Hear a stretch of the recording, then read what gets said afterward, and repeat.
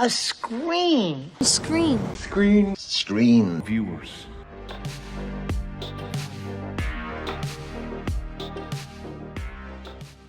Some songs stop being just songs the second they're used in the right movie. Bohemian Rhapsody isn't just Queen anymore. I think we'll go with a little Bohemian Rhapsody, gentlemen. Good call. It's four idiots in a car in Wayne's World headbanging like their lives depend on it. I see a little silhouette of a man. Scaramouche, will you do the fandango?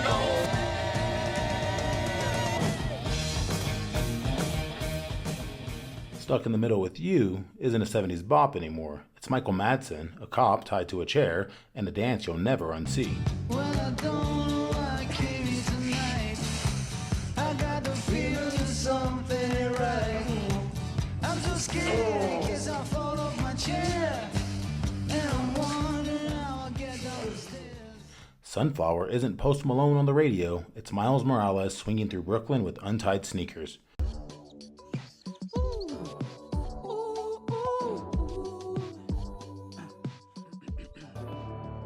That's the needle drop, the moment a film takes a track and brands it into your brain so completely you can't separate the two.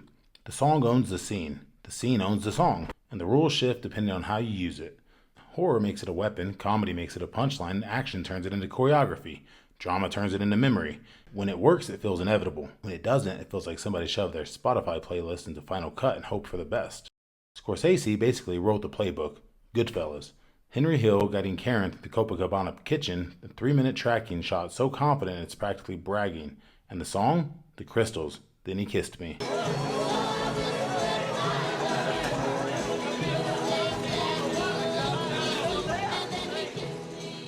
Not a mob anthem, not a brooding score, a love song that makes the camera itself part of the seduction.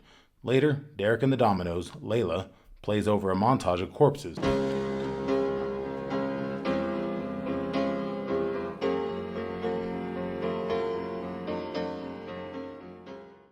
That's not ironic, that's Henry's world. Violence dressed up in beauty, music is character, music is worldview.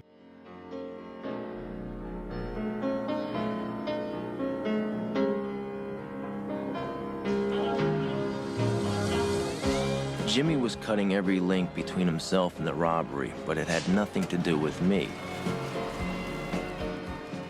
Tarantino takes the same playbook and scribbles in the margins.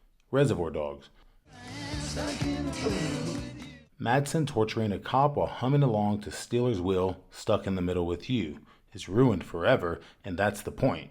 Or Pulp Fiction, resurrecting Chuck Berry with Maya and Vincent's Twist. A song that had aged out of jukeboxes becomes pop culture again because Tarantino welded it into the moment.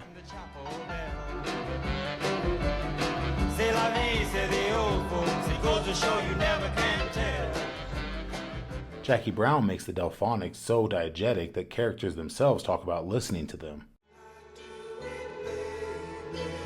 It's pretty.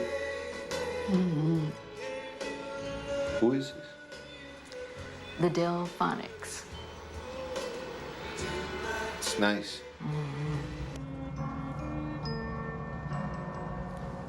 I know you like the Delphonics. They're pretty good. Tarantino's not just scoring scenes, he's changing how songs exist in culture. Then Edgar Wright shows up and says, what if the entire movie is the needle drop? Baby Driver, the opening chase to Bellbottoms, tire squeal on beat, doors slam in rhythm, guns fire like snares. It's not music behind action. The action is the music video. The whole movie is choreographed to Baby's mixtape, and that's why it feels alive. Bellbottoms. Bellbottoms.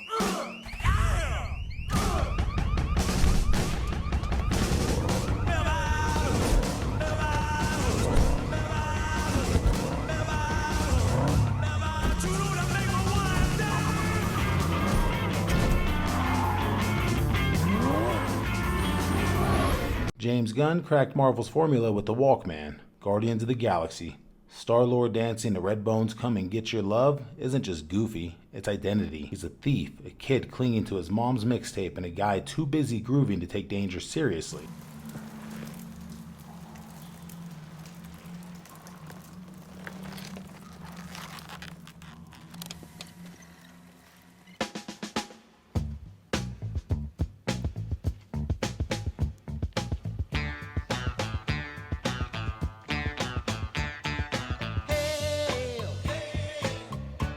By Volume 2, when Fleetwood Mac's The Chain drops in the finale, it's more than a fight song. It's a metaphor for the team itself, breaking, reforging, stronger together.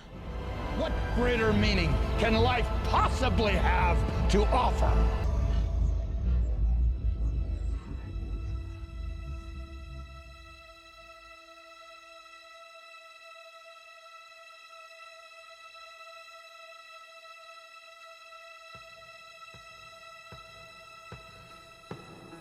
Gunn didn't just use music, he let music become story.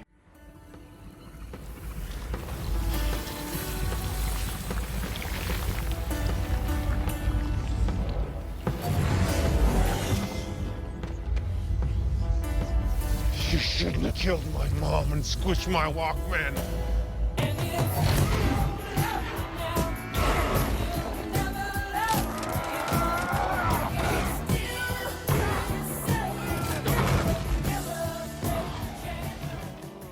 But let's be real, needle drops flop just as often as they fly. Suicide Squad is the definition of trying too hard. The first half hour is a jukebox crammed into a movie. Eminem, Queen, The Stones, House of the Rising Sun, none of them belong to the characters, they're just slapped on like decals.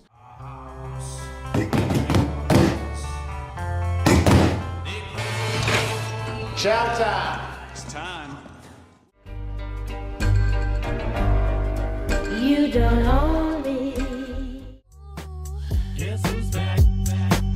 Back again. Shady's back.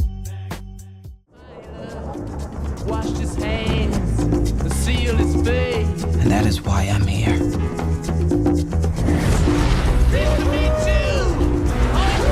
It's not needle drop, it's musical wallpaper. And wallpaper doesn't move you. Thor Love and Thunder hit Guns N' Roses so many times, it turned into self-parody. By the third Sweet Child of Mine, it doesn't feel like Asgard anymore. It feels like Taika Waititi's personal playlist. Even cult classics stumble. Donnie Darko opens with Echo and the Bunnymen's The Killing Moon in the theatrical cut. Hypnotic, eerie, perfect. The director's cut swaps it for NXS, and the vibe disintegrates.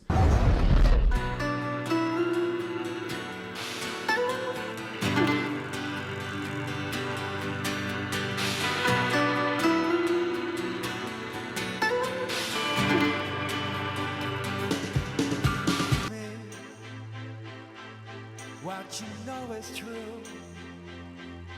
Don't have to tell you.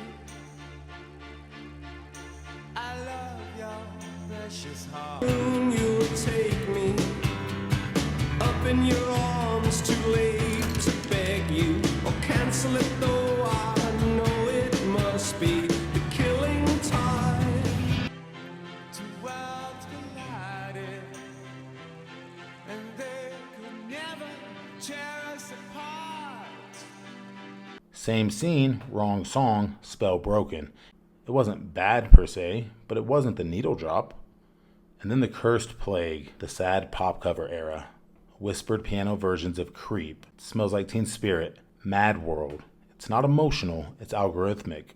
Slow it down, whisper it, pretend it's profound. That's not a needle drop, that's karaoke at a funeral home. What's fascinating is how needle drops morph by genre. Horror uses them to disorient. Think American Psycho. Huey Lewis is a cheerful bop until Bateman weaponizes it as murder soundtrack. You like Huey Lewis in the news? Horror thrives on the wrongness. The cheerier the tune, the sharper the blade. Their early work was a little too new wave for my taste. In '87, Huey released this, 4, their most accomplished album. I think their undisputed masterpiece is Hip to Be Square. A song so catchy, most people probably don't listen to the lyrics, but they should, because it's not just about the pleasures of conformity and the importance of trends, it's also a personal statement about the band itself. Hey, Paul! Ah! Even Silence of the Lamb leans on this. Goodbye Horses playing while Buffalo Bill prepares his skin suit.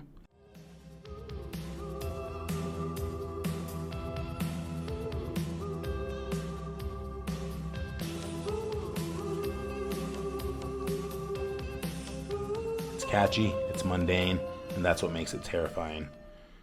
Comedy flips it. Comedy once obvious. Wayne's World took Queen and turned it into a generational inside joke. Shrek blasted Smash Mouth so hard it became a meme fossilized into the culture. Shrek 2 doubles down with holding out for a hero. Hit it!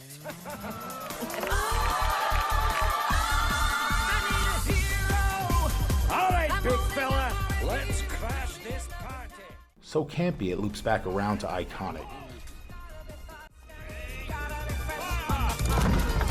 Brace yourselves!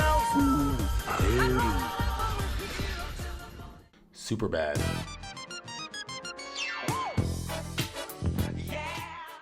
Opens with a funky RK's riff, stick figure dancing. It's goofy, it's cocky, it's the entire tone of the movie before a line of dialogue is even spoken. Comedy needle drops don't hide, they wink.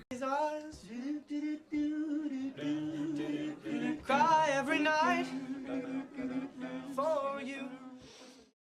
Action needle drops move. Baby Driver, John Wick's nightclub scene with Kalida's Think, bullets sink to the beat. Kingman's church massacre set to Freebird. Brutal violence choreographed like ballet. Atomic Blonde dropping 99 left balloons into Cold War chaos. The best action drops don't comment on the scene, they become the stunt.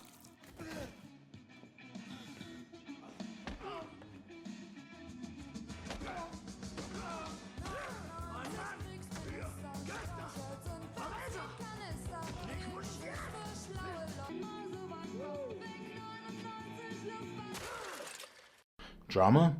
Drama needle drops don't wink or move. They haunt. The Breakfast Club, ending with Simple Minds. One fist pump, one chorus, eternal.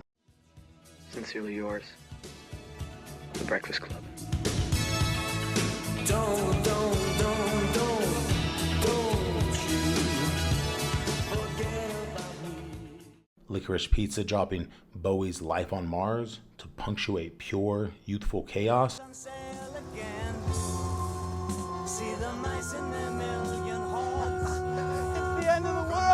The whole movie distills into longing, regret, reconciliation in one song.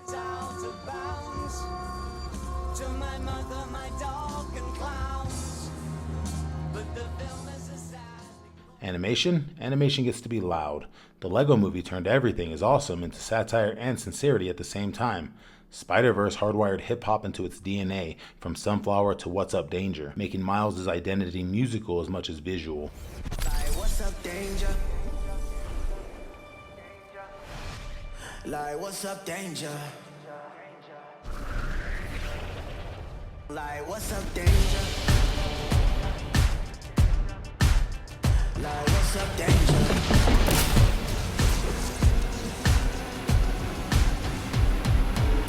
Can't stop me now. Travel 200 miles, I'm knocking at your door.